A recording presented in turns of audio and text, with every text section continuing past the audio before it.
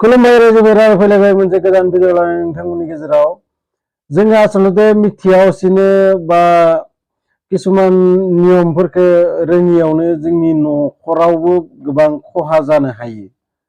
नोंथांमोना माब्लाबाफोर चाणक्यनि बाथ्राफोरखौ खोनानो मोनदों बा गोबां बिदिनो गुरुफोरनि बाथ्राफोरखौ खोनानो मोनो ना मोना मिथिया, नाथाय आं जायखौ खोन्थानो थांदों बे मोननै खामानिखौ जुदि न'खराव मावबाथाय बे न'खराव ना बेमार आजार हामनो थाङो ना माने सुख शान्ति थायो, नांलाय खमलाय बेमार आजार बेफोरबायदि गोबां माने प्रब्लेम जाबायानो थायो। आरो बे मोननै खामानियानो जाबाय जोङो सानफ्रोमबो मावबाय थानाय गोरोन्थि बे मोननैया। आरो फार्स्टआनो जाबाय जोङो जेब्लाबो हराव बाहेराव जि लामनानै दोननाङा।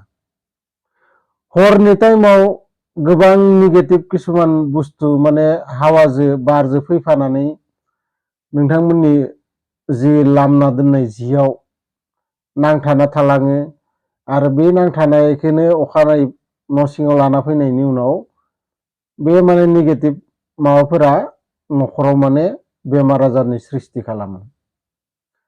बे बाथ्राखौ नोंथांमोना अन्धबिश्वास होनना भाबिनो हागौ, अन्धबिश्वास होनना साननो हागौ, नाथाय दुनियायाव बयबो मिथिगौ माबा मोनसे दि माने गाज्रि शक्ति मोनसे दोङो आरो मोजां शक्तिबो मोनसे दोङो। आरो हरफोराव बांसिन माने मा खोमसि खोमलायाव गाज्रि शक्तिफोरा माने बारजों माबा बेरायबाय थायो आरो बेयावनो जिफोर माबाफोर बाहेरफोराव थाबाथाय बेयाव सिथाबना थालाङो आरो न'खराव बेमार आजारनि सृष्टि खालामो। थिग बिदिनो आरो मोनसे खामानि मा बे जाबाय बासि जि खानसि खुरै जोङो जानानै हराव खनाफोराव जाबनानै दोनो, हराव सुनानै दोना, बेनिफ्राय मा जायो बे न'खराव खुनु दिन लोखि हाबा।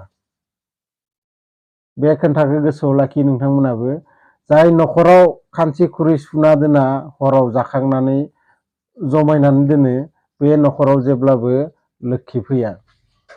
आरो जै खानसि खुरै जुदि सुना दोननो नोंथाङा टाइम मोनाबाथाय बे खानसि खुरैखौ थाइसे जायगायाव दोननानै बि सायाव दै होनानै दोननाङो। बे जाबाय गोदोनि किसुमान रुल्स, जायखौ जोङो दिनैहालागै गोबां मानसिफोरानो फल' खालामो आरो दाबो फल' खालामगासिनो दोङो। बेनिखायनो बेफोरबायदि किसुमान रुल्सआ न'खराव नोंथांमोना फोथायनाय फोथायै नोंथांमोननि बाथ्रासै, बेफोरखौ फोथायनायानो मोजां किसुमानखौ। आरो जायखौ जोङो फोथायनाङा बेखौसो फोथायो, जायखौ फोथायनांगौ बेखौ फोथाया। बेफोरो खानसि खुरै खालाय दैफोन बेफोरो थाबाथाय न'खरफोराव ओरैनोबाबो नायनायाव मा रखम मोनो खानसि खुरै जमा दोननाय खालायफोर। बे मोननै खामानिखौ जेब्लाबो दामाव।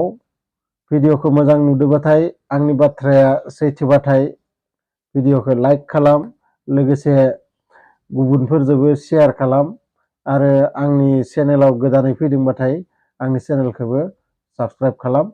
गोजोन्थों।